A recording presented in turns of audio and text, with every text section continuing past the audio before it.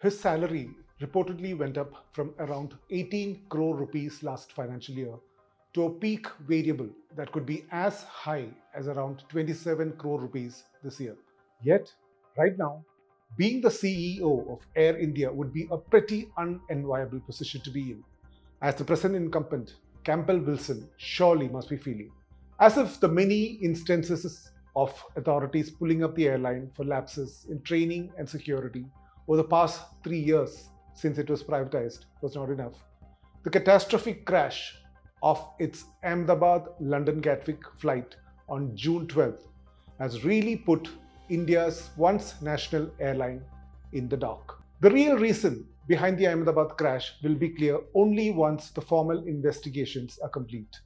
But for Air India, the crash only seems to have laid open the creaky, leaky state of affairs at the airline giant. Since the crash, umpteen number of Air India flights have been diverted or have had issues popping up. It has ranged from the alarming to, I hate to say this, ludicrous. Scores of planes have returned to base after taking off, either for some engine issues or systems glitch due to bird hit or even GPS interference, as happened with a flight from Delhi to Jammu this Monday. That flight actually hovered above Jammu airport, which by the way is near the border with Pakistan, and then returned to Delhi because apparently the pilot could not determine the appropriate landing area because of GPS issues. On the same day, at least 7 passengers and crew traveling on Air India's London-Mumbai flight fell seriously ill mid-flight, ostensibly due to food poisoning. Seriously? Now, mediocre food is one thing, but contaminated food that leaves passengers nauseated and some even collapsing? Reports say this included 2 crew members, but perhaps that flight was lucky that did not include either of the pilots, who, by the way, eat the same food as passengers. If so, it would have been another disaster. To make matters worse, for the airline's bottom line, not only has the crash meant possibly hundreds of crores of rupees in liability, recent geopolitical developments from Operation Sindoor to the Israel-Iran skirmish has seen many flights taking longer routes.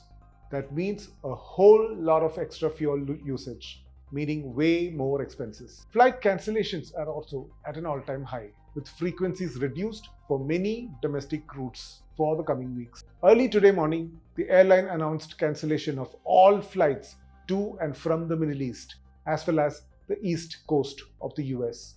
Now, both sectors are some of the airline's biggest money spinners. Where the airline could face its biggest crisis is perhaps the crisis of confidence amongst passengers. If the Ahmedabad crash wasn't startling enough, the unending stream of diversions and cancellations have shaken up India's middle class. Don't forget, it also comes towards the fag end of summer school holidays. And as if all that was not enough, authorities too have been cracking down with the DGCA, that's the Directorate General of Civil Aviation, first pulling in all of Air India's Dreamliners for a safety audit, and since then is said to be in 2 minds over doing a thorough inspection at the airline's headquarters in Gurugram.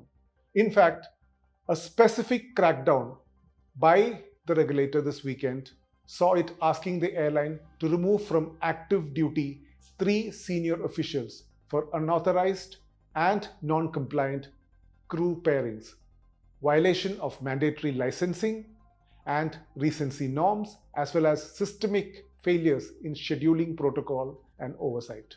There are also additional show cause notice pending over flight crew violating the stipulated flying time in at least 2 instances last month. Put together, the danger is that this paints a picture of taking a flight in India, a terrifying experience right now, filled with lax safety measures and lackadaisical airline companies. That would be a big dampener for India's present status as the world's fastest growing aviation market. Something's got to give, and fast.